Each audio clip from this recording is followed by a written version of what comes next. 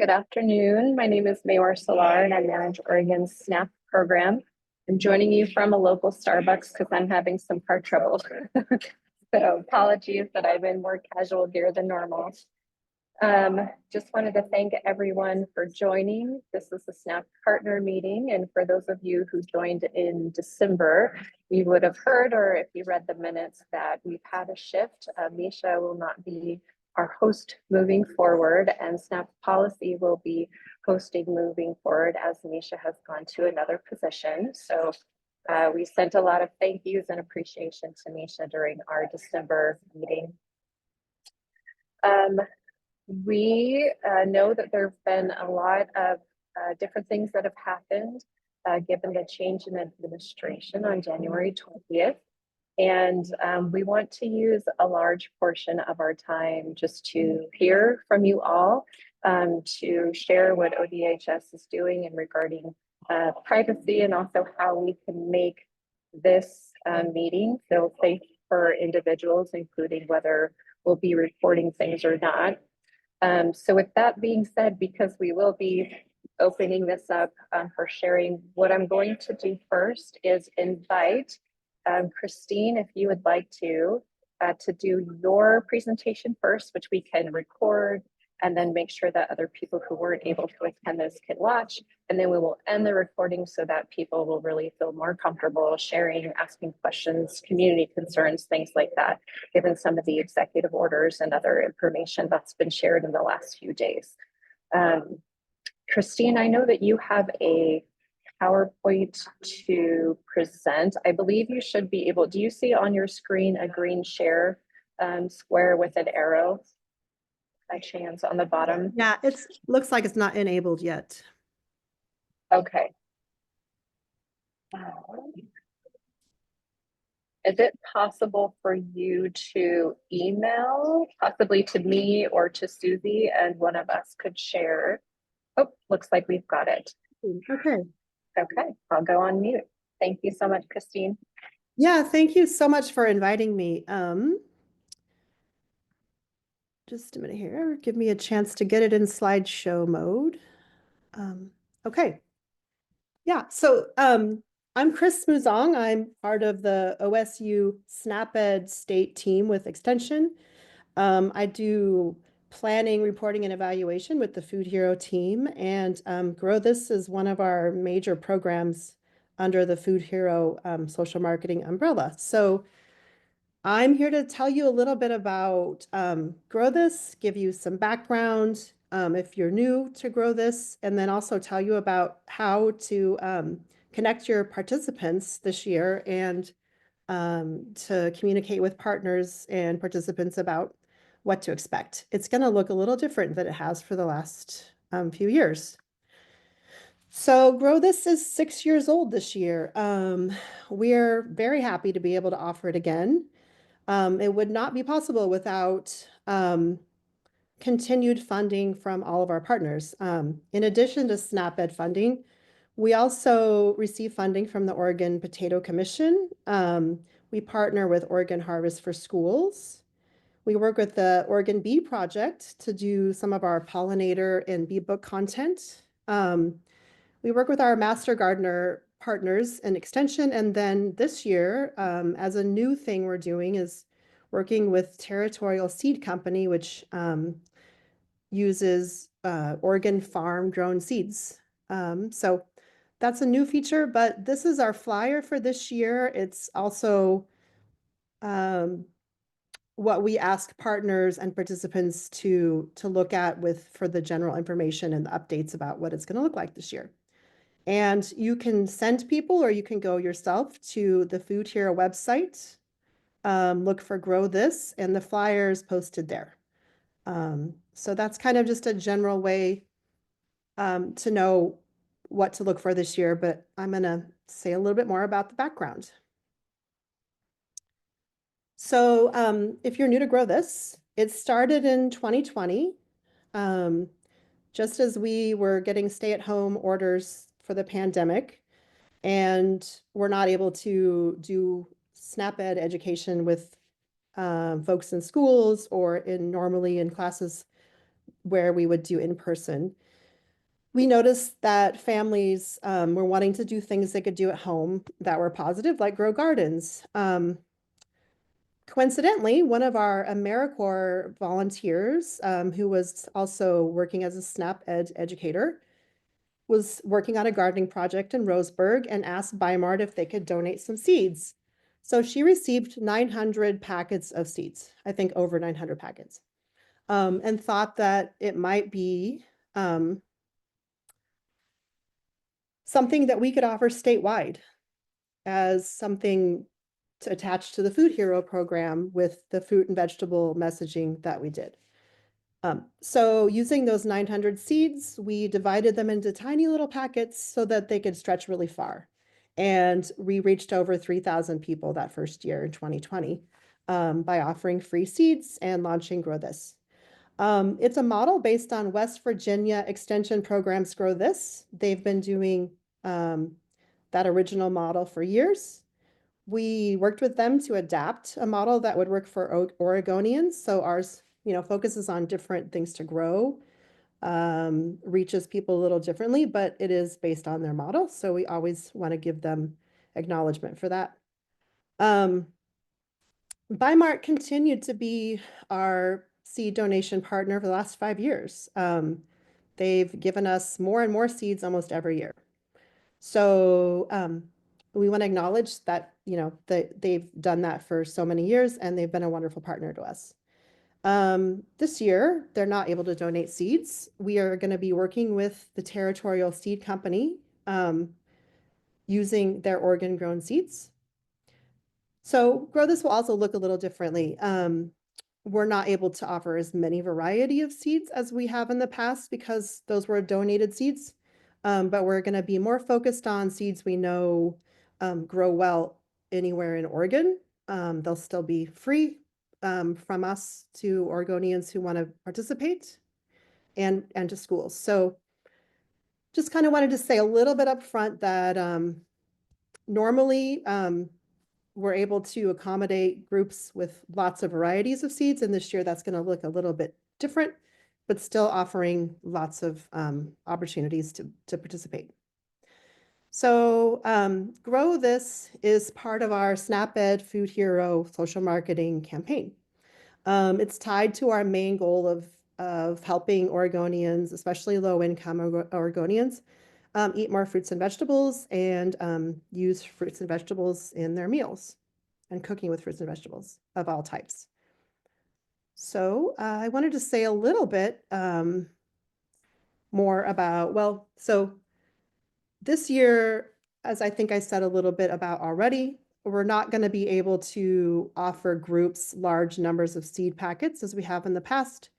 Otherwise, though, Food Hero is going to look the same. We're going to, or Grow This is, we're going to be able to offer households, household kits that we send directly. We're going to offer teachers classroom kits, and I'll say a little bit more about what each of those will include a little bit more. For now, I want to focus on what it's done so far. Like, what are the benefits of Grow This? Why do we continue to offer it for a 6th year? It's really successful as a way to reach Oregonians with recipes, fruit and vegetable messaging, and encourage people to grow food that they want to try and eat. For the last 3 years, at least, we've averaged over 120,000 Oregonians who have participated in some way. That could look like receiving a household kit that they grow in a home garden. For the last 3 years, going on 4 now, we've been able to offer seed starting kits for teachers that include supplies that are everything that they would need to do a seed starting project with students in their class. So we're going to be able to continue to do that. Head Start programs. Every year we try to include and invite more and more of our Head Start partners to participate with their little ones. We've noticed that public libraries, especially rural ones, have wanted to participate and have done seed starting activities with their community members. 4-H clubs, Boys and Girl Scouts, especially and adult groups, and then a lot of other kinds of youth groups have participated over the years. We've been able to reach people in all 36 counties for the last at least 3 or 4 years.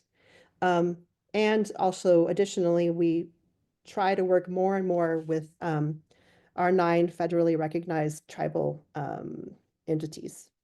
And we've been really successful in doing that too. We've reached students this last year, especially, we reached students in schools in over 100 different school districts. We like to track and report on that information because our goal really is to reach all counties and to make sure that all Oregonians have access. And Food Hero, one of the ways that we report on our success as a social marketing campaign is to show that we have broad reach and that people know who we are and what we do, like what we stand for. So every year we've built in some evaluation questions into the sign-up process for participants and have asked them that question. So I'll share a little bit more about what that particular one looks like. The overall Food Hero goals I've said is to eat more fruits and vegetables. So one of the messages that we tag along with Grow This is for folks to grow their own food and to eat what we grow. And how do we know that that brand awareness goal is working? The first year we did this, we reached 2,821 people who signed up for their households, and 25% said that they recognized Food Hero and had seen messaging of some kind in the last year, at least once. This last year, that moved up to 47%, and really, in fact, it's kind of held steady at above 30 or 35% for the last 4 years, and it mostly grows every year. And among the SNAP eligible participants from that group, 51% said that they had seen those messages at least once. We like to see that the category grow where people say that they've seen it at least 10 times a year. That means that we're reaching them in multiple ways in our community. So we also track that. But for now, you can just notice that we really feel like this is a successful way to deliver those fruit and vegetable messages, and pretty cost effective too. So what do people in households say that they're getting as benefits? We really are looking at what is their self-efficacy as gardeners? Like, do they feel confident that they know how to grow food at home and to make meals or try things that they harvest from home? So among the questions that we asked, these are some of the ones that we especially track every year. We want to know that if they received seeds from us, that they have planted them. That's held steady for the last couple of years. Trying what they harvest from home, is attached to our fruit and vegetable goal. So that keeps increasing every year.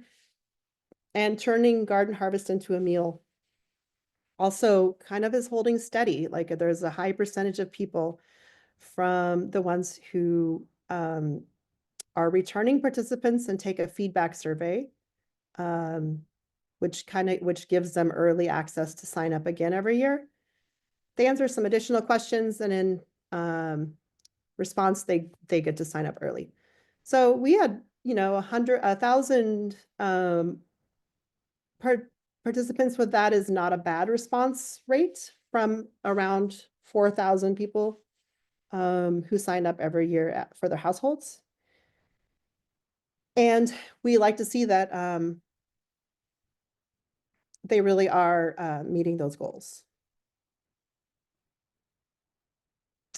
And finally, we have a goal of being able to work with schools, especially our SNAP Ed partner schools, when we don't always have the staff to do that in person. which is, of course, ideal to be able to offer some direct education in addition to what we do for other for social marketing and other nutrition education. However, this is a way we've been successfully able to engage teachers in those schools.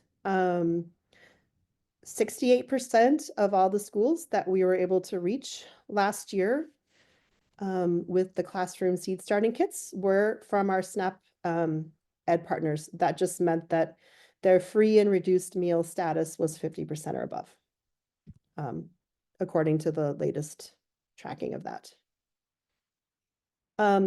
So we work really hard to invite teachers to participate with the kits. We also work with places like the Tillamook Cheese Factory, where they are doing workplace wellness projects with their employees and offering seeds. So we've been able to do that for the last few years too, and love to have them as champions.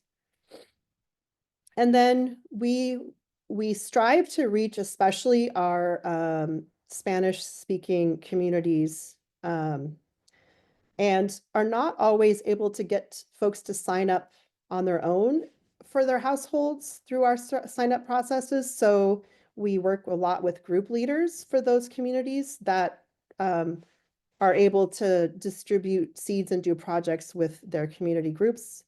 And so they're also champions in that way. A couple of quotes I wanted to point out here from our teachers and some of the feedback they gave us about areas where they saw using the kits help them develop policies or systems at their schools, which of course, kind of in a big picture way is what we're really hoping to achieve for lasting behavior change. So folks are saying, yeah, like we really are growing these things. We're moving them from our classrooms to our gardens. We can track them across the year. We're working with our little people, our kindergartners, especially. We're happy when we can get earlier grades involve early education and early learning and how to start with that project. And then we know that things are happening with school gardens a lot, where people are becoming more interested in them, championing ones that have already been there, reviving school gardens, talking about food waste, and talking about how to incorporate healthy snacks into classrooms and hopefully the cafeteria lunch line too. Any questions so far?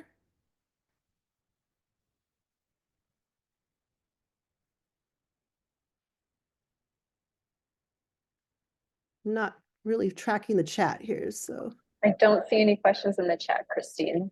Okay, great. All right. How am I doing for time? I can either. You're doing great. Okay, awesome. Okay, so I want to talk about what's going on this year. Again, we're going to be working with the Territorial Seed Company. They're an Oregon-based company. They work a lot with Oregon State University. In fact, they use seeds developed at Oregon State University with our science folks. And one of the seeds we're offering this year, the Sugar Snap 2, it comes from seeds developed at OSU. So we really like that connection, and we're going to be highlighting that in our messaging. So we're going to be offering households 3 different kinds of seeds from Territorial Seed Company. We know over the years that these are seeds that people can grow as microgreens, that they can grow well in container gardens inside or outside, that they grow well in almost every region or most regions of Oregon. And that they're things that people want to grow, and people tell us that on our surveys, that these are things that they want to grow. So lettuce this year, sunflower seeds, that's our attracting pollinator aspect of what we do. Attracting food pollinators to a garden is part of the science angle for kids, and it's just one of the interests that people from early on told us that they wanted to know more about as they were doing home gardening and working with students on gardening. So sunflower seeds, summer squash, and lettuce are going out to households, and this year everybody's going to be growing the same thing, which will make the challenge aspect of the Oregon Garden Challenge for everybody to tell us how it's going and maybe even, see how other people are doing on social media with growing the same kind of plants across the state. In schools, we're gonna continue to offer some Explore the Bees of Oregon materials. That's through our partnership with the Oregon Bee Project. And just focusing some of the educational pieces on food gardeners, or food pollinators. And then also folks are going to be getting the same seeds in their kits this year. Community programs. So those groups, although they're not going to be getting as many packets of seeds as they were in the past, or the variety, we've adapted our traditional classroom kit so that we can make it economical to send it out to especially groups that are working with school age kids. We have a lot of interest from homeschoolers and homeschooling groups and pods. Every year we get a lot of interest from them. So we want to continue working with them and with our 4-H groups, YMCA, childcare in home, preschools in home, that kind of thing. We want to make sure that they get some things from us too.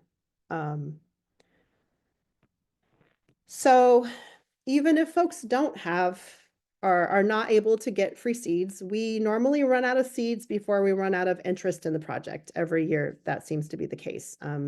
People really like signing up for seeds and getting them in the mail. But even people that are not in Oregon can grow along and get materials and resources, even if they're using their own seeds. So that's been something we've communicated every year and try to provide monthly growing kits, monthly growing tips through newsletters and emails, as well as on our website and our social media pages.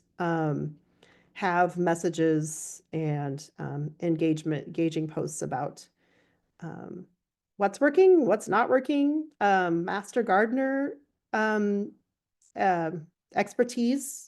Often, like we have a partnership with master gardeners to do some cross posting with our social media, and that's been really helpful to have their expertise.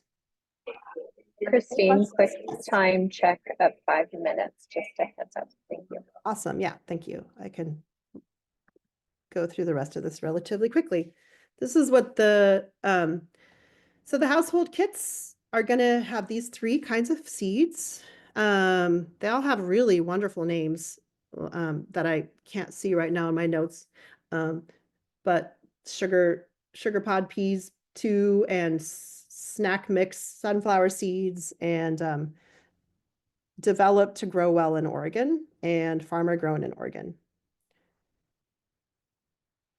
We send those out to there's a way to sign up in Spanish. So we make sure that we can reach folks that want to sign up that way too. So the classroom kits typically have looked like this. They'll look pretty much the same this year, with peat pots, different types of seeds, some instructional items, some foil trays for growing microgreens, which is one thing that we emphasize, as people often don't know that they're easy to do and really nutritious. And kids like to try them, and they can do well indoors. So for all those reasons, we encourage growing microgreens and following along with the microgreen workshop that is up on the extension website with the master gardeners, and is kind of like a self-paced program that they often encourage folks to try in February when you can't grow a lot of things outdoors, but might be wanting to start seeds and get your garden going. So seed potato kits through the Oregon Potato Commission. This year, again, we're going to be able to offer about 500 of these, and they'll go primarily to schools. We're going to hope that schools that want one at least will get one per school so that they can make it a school-wide project and do it together. They'll come with a growing bag and a couple of seed potatoes that are also Oregon grown. And we're excited to be able to offer that again for schools. And then finally, there are tip sheets that folks can find on Grow This website.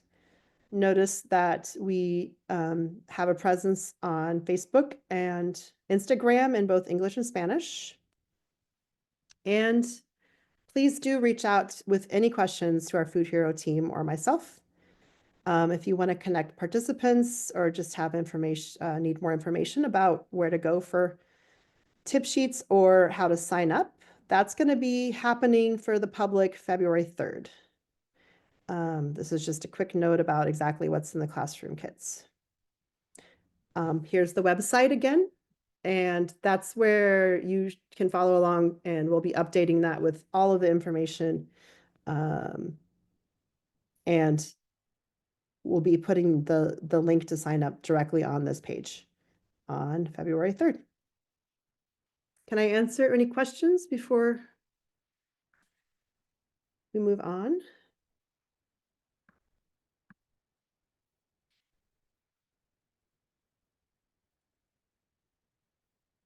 All right, thank you again for inviting me. Thank you for coming. This is really amazing information. Checking chat really quick. Still do not see questions. Okay. I'm assuming that there is no citizenship requirements to participate in this program and sign up. Is that accurate? Oh, yes, absolutely. Okay, just thought that might be a great question to ask. Okay, awesome.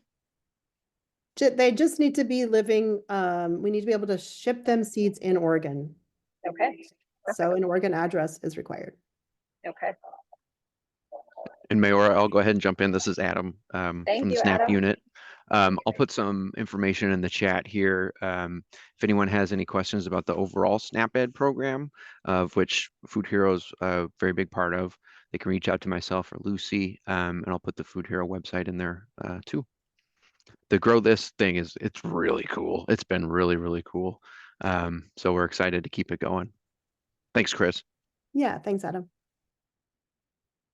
Thank you both so much. I'm a gardener, and so knowing that this program is continuing is really exciting. I'm having huge Zoom issues, so my camera's not working right now, but hopefully everyone can still hear me. I wanted to share that last year we heard everyone loud and clear in regards to the form for SNAP replacements during a disaster. And that form has been simplified. We are waiting for publications to translate it into many languages, including the expansion of Somali and Arabic, which was another ask from last year. So the new form should be ready, we're hoping, in the next few weeks. Also in the new form, what you will see, and we'll send it out to all the invitees for this meeting, is that people no longer have to list each food item and the cost that they lost. It just asks for the total amount of the food that was lost. So we're hoping that that will be a lot more trauma-informed way to gather information while someone's in the middle of a crisis. Are there any questions about that form change?